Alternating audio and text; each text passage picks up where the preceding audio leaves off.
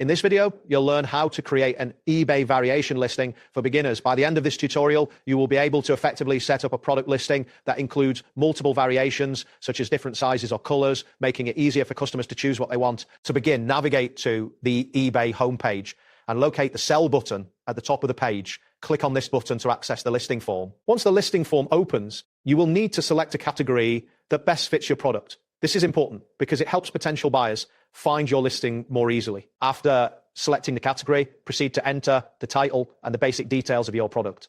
This initial information is crucial as it sets the stage for your listing. Next, scroll down to the variations section of the listing form. Here, you will find an option labeled Enable Variations. Click this option to activate the feature that allows you to add multiple product variations.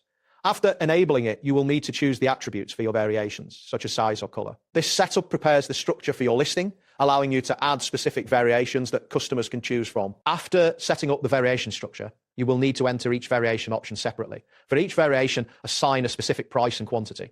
This step is vital for maintaining accurate inventory that customers know what is available.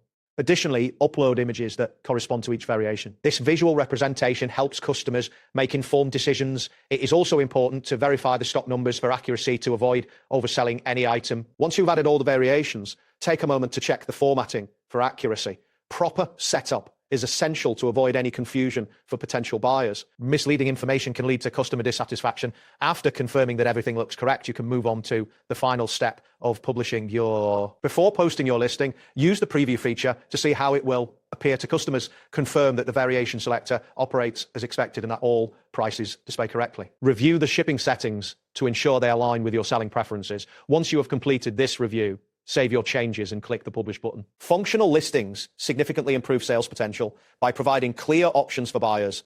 That wraps up today's guide. Thanks for watching. I'll catch you in the next tutorial.